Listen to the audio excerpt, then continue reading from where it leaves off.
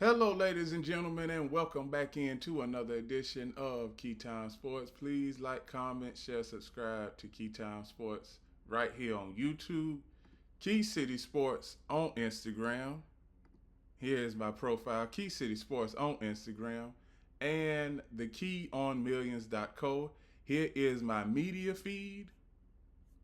Here is my profile so that you will know it's me. Here's my profile, and here is my merchandise. Now, we are doing a rebrand when it comes to merchandise. And another thing, we will also be having a special guest on today around 12 o'clock. We will be having Javon Brooks on the show, basketball phenom and superstar. So make sure you all set your clocks for 12 p.m. That is a little bit over 3 hours. And after the interview, I will post it on here. I will post it on Instagram, TikTok, and all other social media platforms. So now, let's get to the first game at hand. The first game last night was the Houston Rockets and the Orlando Magic. I'm going to tell y'all something. This game was good. It went down to the wire. Everybody, and I do mean everybody, was efficient. Kevin Durant, he scored 40 points in 40 minutes. He was 14 of 28 from the floor, 2 of 10 from the three-point line, and 10 for 10 from the free throw line. Jabari Smith, 29 minutes, 13 points. Terrian Eason, 2 points. Alfred Sengun, 16 points. Amen Thompson, 9 points. Dorian Finney-Smith, 12 minutes, 3 points. Clint Capella, 4 points.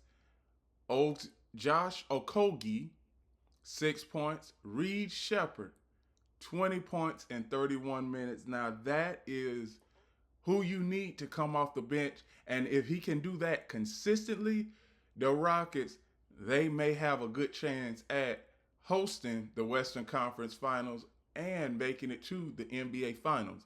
But I already know that OKC have something to say about that, and San Antonio has something to say about that.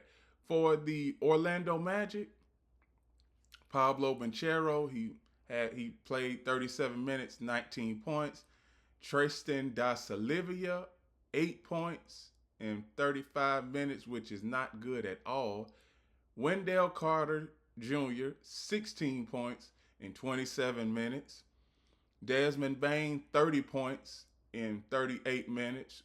Wonderful. Anthony Black, 23 minutes, 8 points. Bench production for the Orlando Magic. Mortez Wagner, 15 minutes, 6 points. Jonathan Isaacs, 16 minutes, 0 points. He did have 2 shot attempts. Javion Carter, 14 points in 22 minutes. Jalen Suggs, 3 points in 13 minutes. Jet Howard, 14 points in 4 minutes. Now, here's one thing that I want to say about the Orlando Magic. Currently, right now, the Orlando Magic is still at the number 7 spot in the East. And I don't see Orlando going up much further. I don't.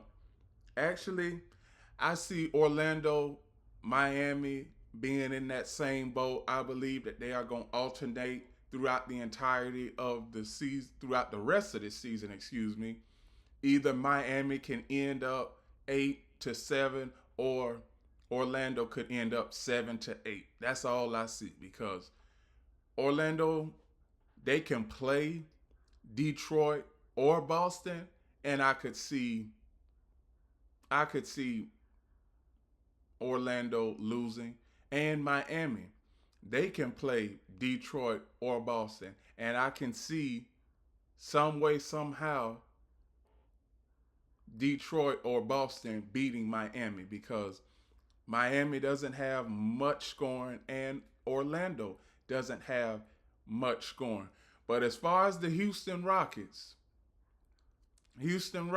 right now, if the playoffs were to start, they would be facing the Los Angeles Lakers, and I'm going to get into the Los Angeles Lakers a little bit later on. But back to the game at hand, Houston Rockets, they were very efficient from the three-point line last night, 11 of 29, 38%.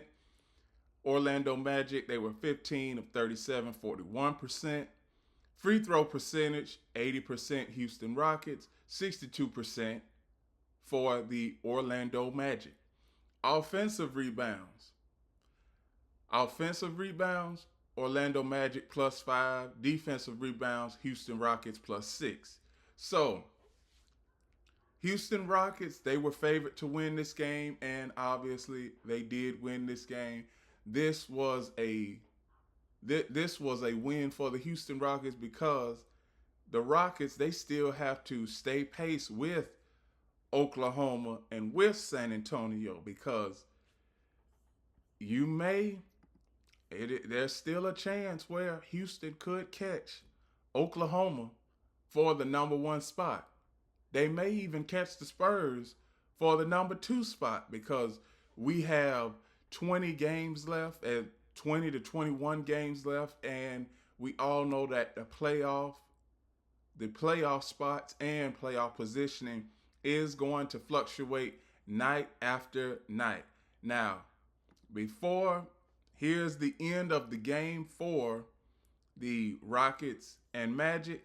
Now, the Magic, they had a chance to win this game. As you can see right here, Desmond Bane, he goes all the way to the basket. That was 2 of his 30 points. And the Magic were up by 3, but Kevin Durant, even though he lost the ball there, Kevin Durant made up for it at the end. Coming down the floor, Kevin Durant has the ball, and this is just a nothing but net drop off in your face. Time out, Orlando. That is where they came back. Gave the ball to Pablo Banchero. He gets all the way to the basket, scores. This was a very, very entertaining game for the last 5 minutes. I was on pins and needles because you had KD again scoring. And also you had both Orlando and Houston going back and forth. As you can see, there's Sengun for a 2-point basket. Here is wide open 3, and he makes it. Shepard. Here is Durant again, throws it out. Shepard again for 3. And you know that was pretty much the game. Now, Houston, they have a very, very resilient bench. As you can see, largest lead of the game was 19 for the Orlando Magic. Largest lead for the game for the Houston Rockets was 7. Now, see, this is where you can pretty much differentiate young teams from experienced teams. Any other team that had a 19-point lead in a game, they would win that game. But Orlando, they are still young. Houston, they are relatively young. But like I've been saying throughout the entirety of this season, Kevin Durant gives the Rockets an edge in experience when it comes to playing in games like this.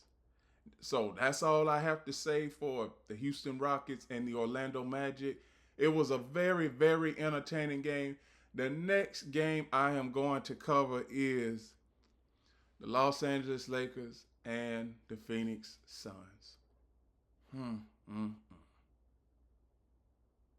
I don't know what to say. I just don't know what to say about what's going. Well, yes, I do. The Lakers, when it comes to as far as game planning, I believe that the game plan is pretty much Luka, LeBron, Austin Reeves, and then it seemed like it's just everybody else. Now, one thing we all know is Luka is used to he brings the ball up the floor. Austin Reeves, when he has his shooting nights and he shoots the lights out of the arena, he brings the ball up the floor. And then you have LeBron for 95% of his career before the second half of last season was bringing the ball up the floor. Now, I'm just thinking about this as an idea. For the first 3 quarters, LeBron brings the ball up the floor. 1 quarter, Luka Doncic brings the ball up the floor. The second quarter, Austin Reeves brings up the ball the third quarter. And then in the fourth quarter, it's just with all 3 of those guys in the fourth quarter, it's just if anybody out of those 3, if anybody has an open shot, don't hesitate to shoot it. Because what I'm seeing is a significant droppage in ball usage because Luka Doncic, he always needs the ball. He always needs the ball bringing it up the floor. I see that. Okay. But now, in order to keep LeBron involved in the games in a significant amount of the game, he needs to have the ball. He needs to bring the ball up the floor at times. And it's the same with Austin Reeves because as you can look at it, and I looked at the entirety of this game, and I am going to talk about that last second 3-point shot that the Phoenix Suns made, and it was a walk-off. I'm going to talk about that a little bit later on. But as of right now, LeBron 7 of 16, 15 points. That's because he didn't have the ball in his hands much. And as you can see, Austin Reeves didn't have the ball in his hand much. 5 of 12, 12 shooting attempts for Austin Reeves is not good. It's not good at all. Luka Doncic, 41 points. So you got Luka, who is a very well efficient scorer. But if I was the head coach of the Lakers, and this is just me, I love the Lakers. I'm a huge Lakers fan. But my top 3 guys, they need more ball usage. So first quarter, get LeBron involved. Second quarter, get Austin Reeves involved. Have him bring up the ball, have him inbound the ball and bring it up the court for the entirety of the second quarter. And Luka, you have him bring up the ball from the inbounds pass the entirety of the third quarter. And in the fourth quarter, if all 3 of those guys, if they have open shots or drive to the basket, make the shot. That way you can keep all 3 of your guys involved, and you won't have one guy have a significant amount of usage in the game, and you have your other 2 guys that's pretty much that combines for just 30 points. Because for the Lakers, the game plan, it's gonna have to be like that. It is. And when you get the bench production for the Lakers, Jake LaRivia, 11 points, Jackson Hayes, 6 points, Luke Kennard, 8 points. And it was pretty much, nothing outside of that. And as far as we get to the Phoenix Suns, Royce O'Neal, 13 points. Ryan Dunn, 10 points. Mark Williams, 4 points. Colin Gillespie, 21 points. Jalen Green, 9 points. And bench production for the Phoenix Suns. Ozzy Agudaro, 8 points. Rasheer Fleming, 8 points. Grayson Allen, 28 points. He had a very efficient night. Amir Coffey, 6 points. And Jamari Boa, 6 points. Phoenix, Phoenix didn't have any business winning this game last night because Devin Booker, he didn't play. He didn't play, but I always go back to what I've been saying, and I said this in the segment, in my Los Angeles Lakers segment earlier this month. It all depends on what kind of Laker team we are going to see, because they have significant problems as far as defending anybody. And as you can see, I just want to get to, look at this, points in the paint. Points in the paint, Lakers allowed 30 points in the paint last night, which was surprising to me because we all know the Lakers allow at least 45 to 50 points in the game, 50 points for their opponent to score every time that they play somebody. So for them to only allow 30 points against an undermanned team, Devin Booker wasn't playing, and three other starters for the Phoenix Suns were out, and the Lakers still wind up losing this game. Can the Lakers even make anything interesting in the West? I don't know. But I'm going to go ahead and, go to this, because the Lakers, they were up by 10. And I was looking at this game. I was saying, now they are up by 12. And I was saying to myself, I'm like, Lakers, they still are going to have to keep this under wraps, because pick and roll, the Lakers, it seems like nobody knows how to defend the pick and roll with the Lakers. And then you cannot have possessions where you don't score.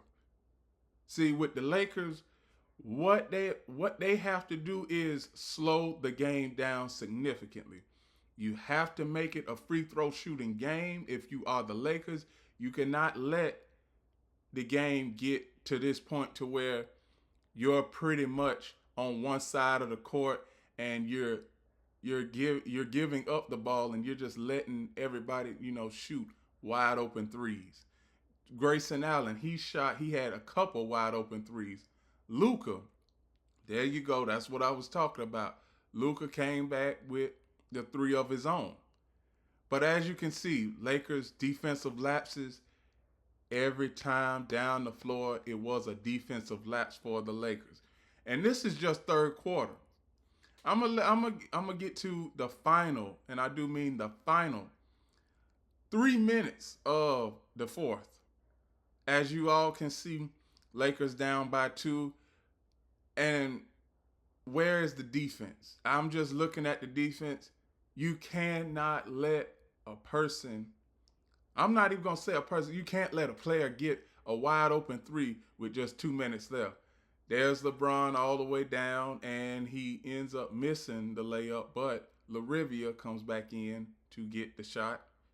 And Reeves for 3. He got the 3. It was a tie game. And before they called the timeout, I was saying that the Lakers, they have to defend the 3-point line. They have to defend the 3-point line. And obviously, did they defend the 3-point line? No, because look at that. Look at that. And the rebound, this is what has hurt the Lakers all season. And it pains me to say this, because the Lakers, I've been wanting the Lakers to, I want the Lakers to succeed. I want the Lakers to get another championship. But last few seconds, I mean, look at this. Look at this.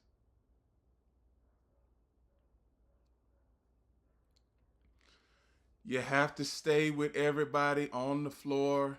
See, the Lakers, every Laker should have been on their specific man. As you can see right here, this guy is on this guy. Luka is on him. Reeves is on him. And Rui Hachimura should have been on this guy right here. LeBron right there in the paint. So this is where LeBron is basically the shot blocker that is on the court right now. But as you can see,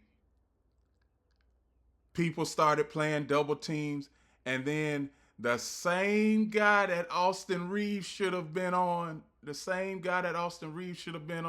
Marcus Smart, he had this guy, LaRivia. You are supposed to be right there. And then all of a sudden, defensive laps come, and Phoenix, they get the game-winning three. They get the game-winning three, and 0.9 seconds left. Nothing. It was a good look, but it just didn't go down. And this is, when it comes to the Lakers, see, this is what us Lakers fans have to endure. We have to endure this because a good 7-8 game winning streak, it's all good. But then when the Lakers, they could just go on a slide after a good win streak. And I know I do not want them to keep going on a slide, because right now the Lakers, they are number six in the NBA. I mean, the Western Conference, excuse me. And the team that they just played is right behind them. Phoenix is number 7. If the Lakers lose, see, this is what I was saying throughout the entirety of this month. If the Lakers go on a losing streak, they could easily end up 7 or 8 by season's end. But the Lakers, I believe that they between a rock and a hard place, because you got 3 ball dominant, you got 3 players in LeBron James, Luka Doncic, and Austin Reeves. They need to have the ball in their hands at all times. See, this is why I've been saying, if I was a coach, I would be saying that, LeBron, you get first quarter, bring the ball up the court. Second quarter, Austin Reeves gets it. Third quarter, Luka Doncic gets it. And then the fourth quarter, everybody could be around the same amount of points. And then it would be time for those players that come off the bench to step up. But the Lakers don't have that. And as far as everybody on the court for the Lakers is a defensive liability. That's exactly what it is at the end of the day. It's a defensive liability, and Lakers, I don't know if they're going to be able to win a first-round playoff series, let alone a tournament game. I just don't know. Lakers, if they get out of the playoff tournament, that'll be a success. The next game I'm going to cover is the Minnesota Timberwolves and the Los Angeles Clippers. The last couple of times the Timberwolves played the Clippers, they got blown out. So it was nice to see the Timberwolves get back to their winning ways against the Clippers. And as you can see, pretty much inefficiency with Julius Randle. Jaden McDaniels, I don't expect Jaden McDaniels to have 20 points because he is a defensive specialist. Rudy Gobert, you don't get much from him.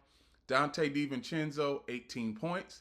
Anthony Edwards, 31 points. Naz Reid, this is the bench production for the Timberwolves. Naz Reid, 11 points. Mike Conley, 3 minutes, 0 points. Odami Donzoon, 12 points. Terrence Shannon Jr., 0 points in 4 minutes. Bones Highland, 15 points, 3 minutes. 15 minutes, 3 points. To the Los Angeles Clippers, Nicholas Batum, only one shot. That's not good in 26 minutes. Derrick Jones Jr., 18 points. Brook Lopez, 8 points in 32 minutes. Chris Dunn, 11 points. 11 points in 32 minutes. Benedict Mathurin, 14 points in 34 minutes. Then you have bench production. Yannick Kona Niederhauser, 10 points in 16 minutes. Boban Bogdanovic, 8 points. Jordan Miller, 10 points. Kobe Sanders, 9 points. Cam Christie, 0 points in 8 minutes. He only had one shot. For the Clippers in this situation, Clippers, they are the last team in the play-in tournament right now. They cannot go on a losing streak, because I believe even if the Clippers do go on a losing streak, I don't think the teams like Minnesota, I don't think Dallas, not Minnesota, but I don't think the teams like Memphis that you see on the list, Dallas, Utah, New Orleans, or Sacramento, I don't think any of those teams are going to catch up with them. But for the Clippers, you want to be going into the play-in tournament on a winning streak. You don't want to be going in, losing 8 of your last 9. And obviously, let's see, if you face the Phoenix Suns, you already know that they are a better three-point shooting team than you are. They have better bench production, and also Phoenix Suns, they should be able to beat the Clippers. That's if it gets to that point in the play-in tournament. But as of right now, one thing that I can say about the Minnesota Timberwolves, they are at the 5th spot right now. They would be facing the Denver Nuggets. And like I've said before, I wouldn't be surprised if the Minnesota Timberwolves found a way to win. As far as efficient-wise for the game, 3-point percentage, Minnesota Timberwolves, they had a bad night, only 31%. But the Clippers, they didn't do any better, because it was 23%. And then you get to the free throw shooting, 79% for the Clippers, 74% for the Minnesota Timberwolves. And as far as offensive rebounds, +1 Minnesota. Defensive rebounds, nobody had an edge in defensive rebounds. 34-34. Points in the paint, pretty much the same. 44 for Minnesota, 46 for the Clippers. Fouls 19-17 for Minnesota. That was in favor. And the largest lead of the game was 9 for the Minnesota Timberwolves and 6 for the LA Clippers. And now, one thing, I'm going to show you all some clips of the last 5 minutes of this game, because this game could have went either way. Here is Anthony Edwards passing it off to Naz Reid. Naz Reid gets to the basket, foul, and Jaden McDaniels. He got to the basket, got fouled, made the free throw. And here is the Clippers, that one team that is pretty much a wild card right now, but they can't lose critical games like this, because it will hurt. There go Naz Reid for a bucket. Naz Reid again. And here is fast break basket. Now we get to the final 90 seconds of this game. Clippers get all the way to the basket and score. They get it down by 1. That was Benedict Mathurin with the score. Julius Randle all the way to the basket. He gets blocked. He got blocked. So you have Anthony Edwards. He can make that shot in his sleep, America. He can. He can make that shot in his sleep. But the last few the last few possessions that the Clippers had were good, but Clippers, they weren't able to defend. As you can see, look at this. Anthony Edwards, over 2 people, and he still made it. You see that? You just cannot. I'm a take. Now, when I saw that, in real time, this is a guy who really doesn't care about the people that are defending him. I'm gonna still make the shot over you, and he did. Now, see, this is why I say that Anthony Edwards is a dog in my book. He is a dog, and I'm gonna tell y'all something. That when it comes to a dog, it's hard for them not to. It's hard for them to neutralize Anthony Edwards. It is. It's hard because he is going to get his shots no matter what. He is, and with that, the Minnesota Timberwolves are going to be a tough outing for anybody, like I've been saying throughout the entirety of the season. And as you can see, everybody, it's a updated playoff rounds, updated standings. Now you have 3 teams in the West that have the same amount of wins at 37. You have the Houston Rockets, Denver Nuggets, and the Minnesota Timberwolves. You got 6 and 7. Lakers, Phoenix Suns at 34 games, at 34 wins. So pretty much we are at that time in the NBA season where one game here, one game there can make the difference of you having home court in the first round or going on the road. And with that, those are my reactions to last night's NBA Thursday night lineup with the Houston Rockets, Orlando Magic, Los Angeles Lakers, Phoenix Suns, and the Minnesota Timberwolves and the Los Angeles Clippers. Please like, comment, share, subscribe to Keytime Sports right here on YouTube, Key City Sports on Instagram, and the KeyOnMillions.co. Here is my merchandise. Here is my media. Here's my profile. Here is my media feed. And also, remember, we have a very special guest joining the show around 12 p.m. Eastern Standard Time. His name is Javon Brooks, basketball phenom, and it is going to be a wonderful interview. And afterwards, after the interview is complete, it will be published on all social media platforms. So remember, everybody, one last thing, the key is always on time.